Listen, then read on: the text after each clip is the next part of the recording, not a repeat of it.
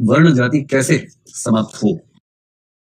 अगर इस पर आप अम्बेडकर का व्यू जानना चाहें। ये कह रहे हैं कि वर्ण व्यवस्था, जाति व्यवस्था समाप्त इसलिए नहीं हो पाती क्योंकि उसका समर्थन धर्म के अंदर छिपा हुआ है। धर्म द्वारा समर्थित है। और धर्म ऐसा है कि वो एक-एक व्यक्ति की चेतना का हिस्सा बना हुआ है। जैसे आप ही लोग जब जिस घर में पैदा हुए, आप पाएंगे कि 2-3 साल तक होते-होते, यहाँ तक कि बच्चे को अपना नाम ठीक से याद होने से पहले अपने धर्म की मान्यताएं उस पर हावी हो जाती है। और बच्चा अपने धर्म की बातें सीखता है। भाई जैसे जिन घरों में नॉनवेज खाया जाता है, उन घरों में बच्चे ये सोचने से पहले कि वेज नॉनवेज क्या उचित क्या अनुचित, तब तक नॉनवेज का शौक इतना पाल चुके होते हैं कि छूटता ही नहीं उसके बाद। टेस्ट पहले किया, विचार बाद में किया। अगर पहले विचार हो फिर टेस्ट हो तो बाद में सोचे भी।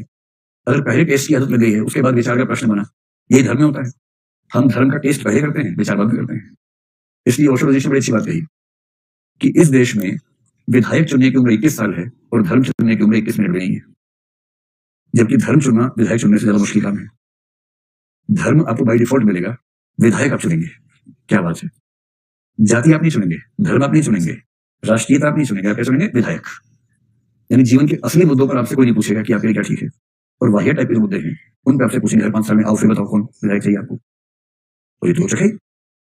इसलिए आपने अपने घर के उपदेशों को ध्यान दीजिए। वो छोटे बच्चे थे, आपने श्रवण कुमार की कहानी सुनी होगी जरूर। सुनिए नहीं सुनिए, सुनिए ना ठीक से। हाँ। और पेरेंट्स ने विशेष बल देकर सुनी होगी कि श्रवण कुमार जैसा बच्चा सदियों में एक होता है। अपने अंधे माँ बाप को टोकरी के अंदर बिठा के घूमता था। और फिर क्या हुआ? किसका बाण लगा? दशरथ का बाण लगा। और अंधे माँ बाप ने श्राप दिया, जैसे हम अपने पुत्र के वियोग में तड़प के मर रहे हैं, वैसे तू भी अपने पुत्र के वियोग में तड़प के मरेगा। पहले से तय था सब कुछ। और फिर कैकेयी का रोना पहले से तय था। फिर कैकेयी के रुदन पर राम का वनवास, और उसके बाद दशरथ का यही हाल हुआ।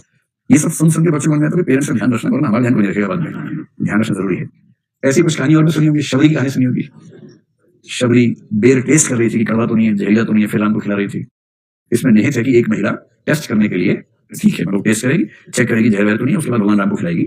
तो वो फिलाइन दस्त जो समूह है उसकी नंबर 1 से मान सकते हैं आप। बहुत सारे ऋषि हैं जिनकी पत्नी पर दिल आया किसी भगवान का, और ऋषि ने नाराज होकर अपनी पत्नी को पत्थर का बना दिया, है ना। ऋषि की पत्नी पर दिल आया भगवान का और ऋषि ने नाराज होकर पत्नी को पत्थर का बना दिया। वो तो भला हुआ कि राम वहां से गुजरे और राम का पैर लगने से वो ठीक हो गए। केमिस्ट्री वाले सिद्ध होकर रह जाते कि ये कौन सी केमिकल, कौन सा मतलब कंपोजिट बना, कैसे बना, क्या हुआ। लेकिन ये हमारे धर्म की बात नहीं, हर धर्म में ऐसी कहानी है। हमें तो देखना है कि कौन से वर्गों के साथ ट्रीटमेंट कैसा हो रहा है। उन्हीं कहानियों में एकलव्य की कहानी भी है। जो जाति से कमजोर है इसलिए उसको स्टेटस नहीं मिलेगा। उसी पुस्तक में कर्ण की कहानी भी है, जो राज दरबार में रहेगा किंतु क्योंकि जाति खराब थी इसलिए उसको स्टेटस नहीं मिलेगा, हक नहीं है उसको कई काम करने का। राम की कहानी में शंभू आता है, एक ऐसा दलित व्यक्ति जो तपस्या कर रहा था, राम ने उसकी हत्या कर दी। राम ने उसकी हत्या कर दी। इसलिए अम्बेडकरवादी लोग अक्सर शंभू की कथा भी लिखते हैं, खूब लिखते हैं शंभू के बारे में, क्योंकि उनको लगता है कि शंभू एकलव्य ये वो प्रतीक हैं जो जातीय अन्याय के प्रतीक बन के हमें प्रेरणा देते हैं, मोटिवेशन देते हैं। तो अम्बेडकर ने इस प्रश्न पर जो तर्क दिया वो ये कि जाति व्यवस्था धर्म से समर्थित है। और धर्म से समर्थित का मतलब क्या? जैसे हमारे धर्म में अगर सबसे प्रमुख पुस्तक गीता को मान लिया जाए तो गीता में भी वर्ण व्यवस्था का समर्थन है। और गीता जिस महाभारत पुस्तक का हिस्सा है उसमें तो है ही।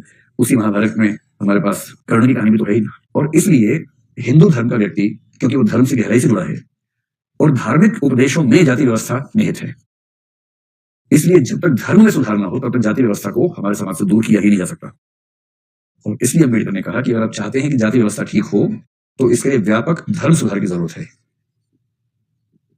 व्यापक धर्म सुधार की जरूरत है। और व्यापक धर्म सुधार में एक पक्ष उन्होंने कहा कि यह जरूरी है कि हिंदू धर्म में भी एक ही पुस्तक को स्वीकार किया जाए।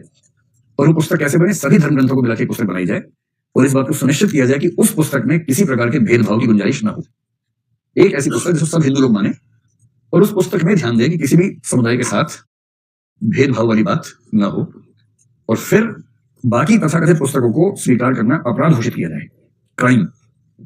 जो पुस्तकें भेदभाव पैदा करती हैं उन पुस्तकों को प्रयोग करना, उनका प्रचार करना, समर्थन करना वो क्राइम हो। और एक पुस्तक सभी हिंदू लोग स्वीकार करें जो लॉजिकल तरीके से बनाई जाए, जिसमें भेदभाव वाली बात ना हो। अगर ये हुआ तो एक लंबे समय के बाद आप उम्मीद कर सकते हैं कि जाति व्यवस्था खत्म होगी, वरना ये उम्मीद करना आसान नहीं।